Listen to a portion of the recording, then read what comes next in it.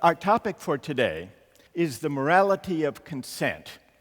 Throughout the course of the semester, we've discussed a range of cases that put pressure on the idea that consent is the only basis for moral judgment.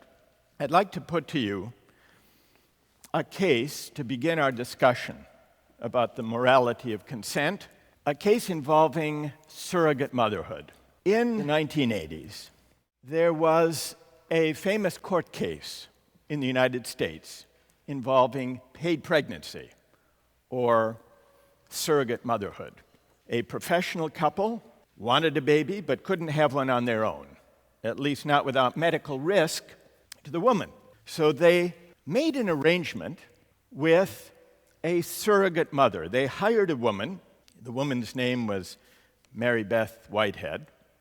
They agreed to pay her $10,000 and all medical expenses to be inseminated with the father's sperm, to carry the child to birth, and then to turn it over. She agreed. They all signed a contract. Then, when the baby was born, Mary Beth Whitehead changed her mind. She decided she wanted to keep the baby, not turn it over. She hadn't collected the money yet. That was payable upon delivery. And so the case wound up in court. Now, for our first question, I would like to imagine that you are the judge. As the judge, you're trying to decide the right thing to do, morally speaking. You don't have a law to apply, let's assume. Raise your hands here at Harvard and in our classrooms around the world if you, as the judge, would enforce the contract and require Mary Beth to turn over the baby to the couple, as provided in the contract. And how many would not enforce the contract? How many would reject it? So we have a divided opinion, both here at Harvard and in our classrooms around the world. Let me hear first from New Delhi. Raise your hand if you can tell us why you would refuse to inform the contract. Yes, down in the front. Stand up. Stand up, tell us your name, and explain why you would not enforce the contract. My name is Aishani, and I would not enforce the contract on the grounds that the consent that's being given by the woman is not really free consent. Because she would not be in a position to be able to know what she would feel once she gave birth, and therefore would not be in a proper position to be able to judge if she gave, whether she should give the child or not, and I don't think that's free consent.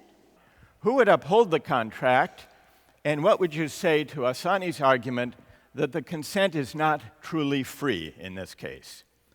Hi, I'm Graham. If someone signed a contract without coercion, then under the rule of law, they have to uphold the contract, no matter whether or not their opinions change after the fact, as long as she wasn't under the influence of coercion. There are different things that could be happening. One is the example of the surrogacy that takes place when rich couples want surrogates in poorer countries and therefore end up paying less. In those situations, it is a kind of economic duress that could play a factor.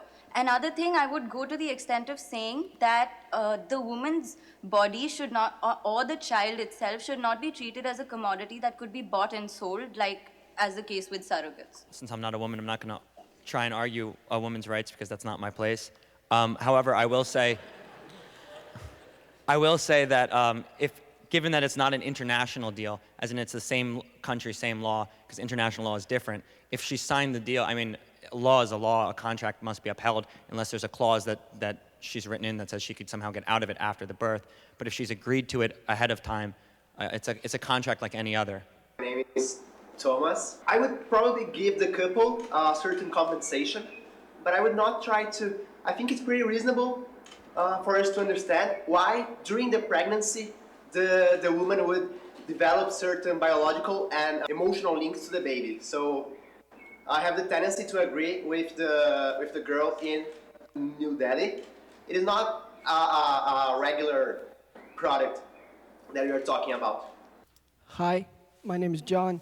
I just think certain things cannot be made the subject of a contract. And I think here, making the baby a product just because the mother consented beforehand. So certain things just cannot be made subjects of economic contracts. And babies are one of them. Yes. That there is something objectionable to extending contract reasoning or market reasoning to procreation. John, do you see it as a kind of baby selling? In a way, yes. It's like the kidney market argument. Some people say it's okay, but some other people say it just can't be made the subject of a contract, just can't be made a product. I see babies just should not be bought and sold in this case, because essentially the woman is using her reproductive capacity to produce a product. The baby's a product here. And the contract says she has to give it away. I'm not talking about a Marxist alienation of the product from the producer. It's a baby. It's a human being, and the mother should have the right to attend to her child if she wants to. So we have a further development of what we're calling the second argument, the commodification argument, we could call it. The first is the consent argument. The second is the commodification argument. John says it's like turning a baby into a commodity.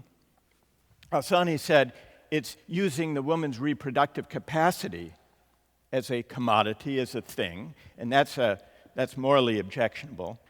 On the commodification argument, how persuasive do you find that objection to surrogate motherhood? Is it morally analogous to baby selling or not?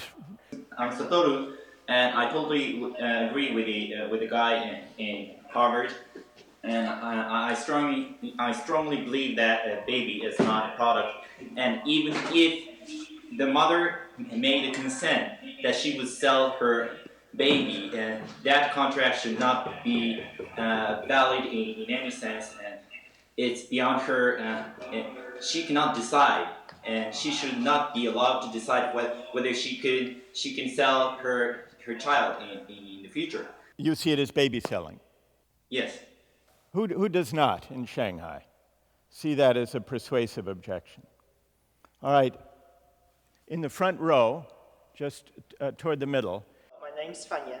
The students in Harvard mentioned that it's just like a kidney market, and to illustrate his objection. But I think the woman's reproductive ability is different from the kidney market, and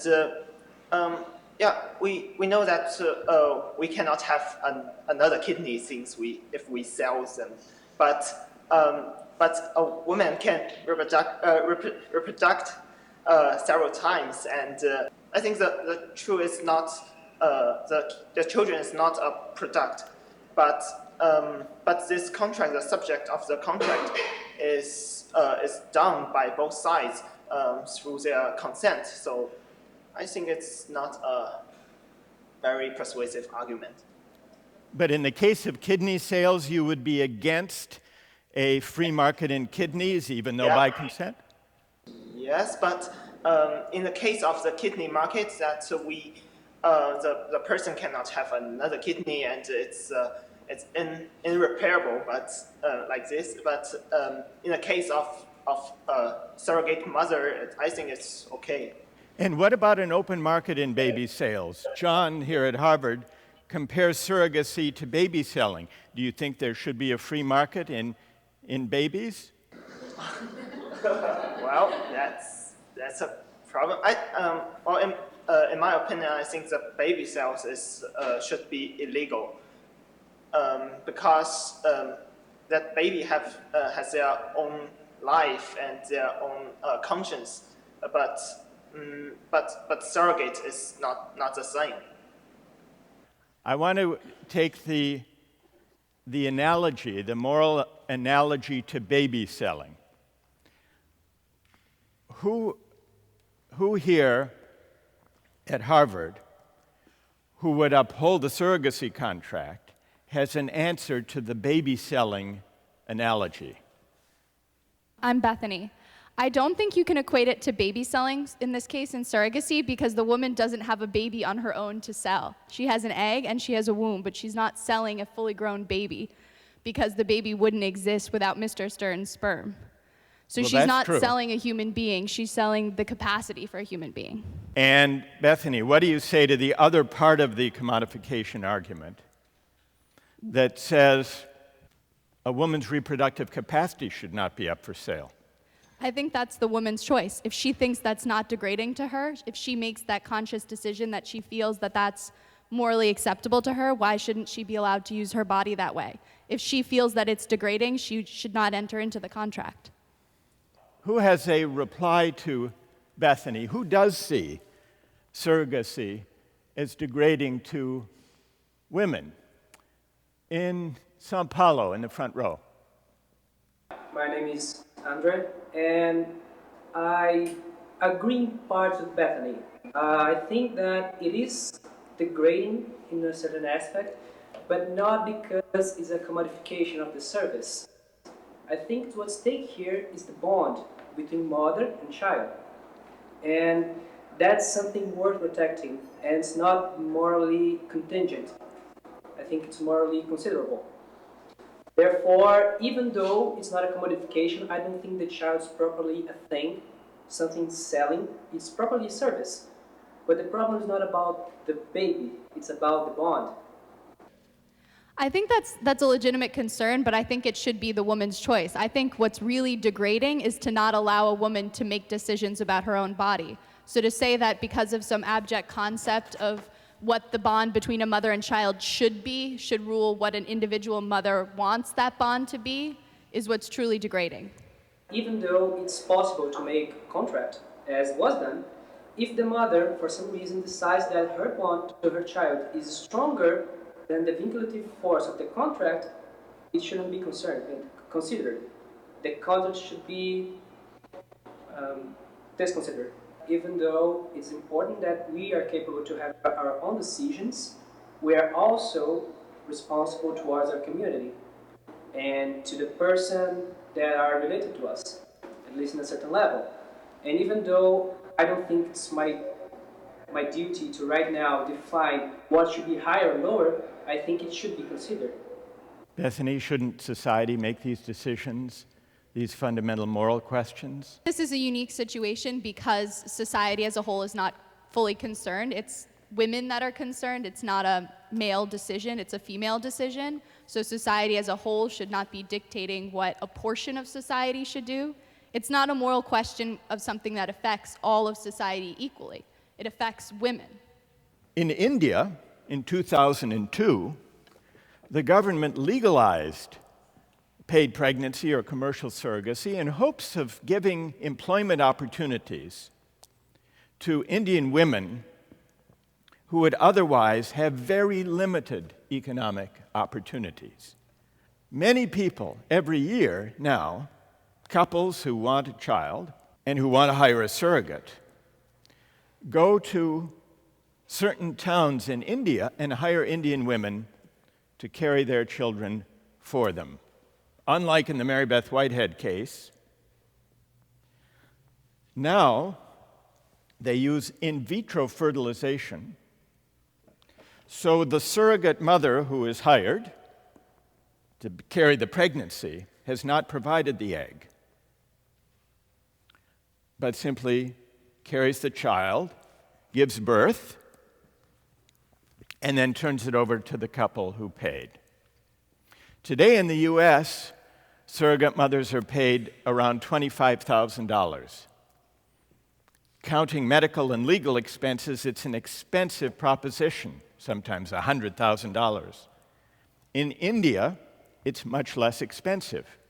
Indian surrogate mothers are paid $6,000 or $7,000 typically. Let's hear first from those in favor of the policy. Let's start in New Delhi. John, once you admit that surrogacy is valid, deemed morally acceptable or permissible, then there's no reason as to why you shouldn't outsource it. Hi, this is Shubro. I would say this is morally impermissible because the very fact that we're going to a different country for a baby means that we're going for a baby which is coming cheaply. So I think certain goods can't be bought and sold in the market, and babies are one of them. In New Delhi, the issue of outsourced pregnancy seems simply to depend on whether the practice is or isn't morally acceptable in the first place. If yes, then why not outsource? If no, then it should not be globally traded. My name is Ling Li, and I would strongly oppose that because I think some certain function of a human body just cannot be commercialized. And why should some women's act just be priced less than the others? Is it because the people's skin color or their races? So I don't quite support that opinion. My name's Jay. I would say that in a market, the people who are providing their services have a right to determine how much they're worth. So if a woman in India accepts $6,000 rather than $25,000 to have a pregnancy that would otherwise have been given to someone else, I think that she has the right to accept that deal if she wants to. So if I feel I'm worth this price, then it's okay. But is there a official or some standardized pricing system for this kind of service? Or if I just admit that I could accept the price of maybe 5,000, but I'm actually just being exploited, it's not that fair, right? I would say that in a market, you don't have a set or standardized price for anything on a level other than the market level. So if the person who's providing the service, the woman who's having the pregnancy, freely chooses to accept a price for her pregnancy, that's her right. I don't think that it's exploitative as long as there's free choice, and I don't think that in a market there needs to be a set price for anything. But that's her right, so is the self-consent as I'm selling my body function that's justifiable to be commercialized? I'm still bothering on this question. I want to make this analogy. It's like a service. I'm selling a service. But what if, just take prostitution as an example. It's also like I'm selling the service and I'm probably using, or I'm probably using my function of my own body. Is it okay? I would think from the same logic, it's all right. As long as the woman who's selling her services is doing so freely, no one is making her do that, she has the right to use any skills that she has to make money for herself. So how can those women's rights be protected? Just say, I would rather say, yeah, of course, first I'm a woman, and I will never do those things if I'm not forced to or I have any other choice, right? And no one is making you, and that's the beautiful thing. I think... So, if I'm in extreme poverty, I'm not forced by anybody else? Well, again, that's a situation. I think that as long as there are options other than prostitution for people in extreme poverty, then it's all right. But if that's the only option, then I can understand why that would be coerced. As we've seen from this discussion, people disagree about how to value goods and social practices, how to value our bodies, how to value our reproductive capacities, how to value bringing babies into the world. And so perhaps there's a philosophical difference between arguments about consent, the coercion objection we discussed, how much inequality undermines freedom of choice, and the second question, how can we know the right way to value goods? And if we disagree about the right way to value goods, how can we, as Bethany argued, how can we make collective decisions about how individual women or citizens should value this or that aspect of their lives? To answer those questions, we have to ask a different kind of question from the question about coercion and consent. We have to ask, is it even possible to reason about competing conceptions of the good, competing conceptions of how to value the good things in life. We'll take that question up when we turn to Aristotle later in the course. But for this coming week, we're going to read and study John Rawls, who addresses the first question about inequality and freedom. And I want to give a special thanks to our partners and colleagues, faculty colleagues, IT personnel, and students in the classrooms in New Delhi, Sao Paulo, Shanghai, and Tokyo for joining us for what I think has been a remarkable first step on an experiment we are going to continue. We're going to gather again to continue this experiment in a global classroom. Thank you all very much. Thank you.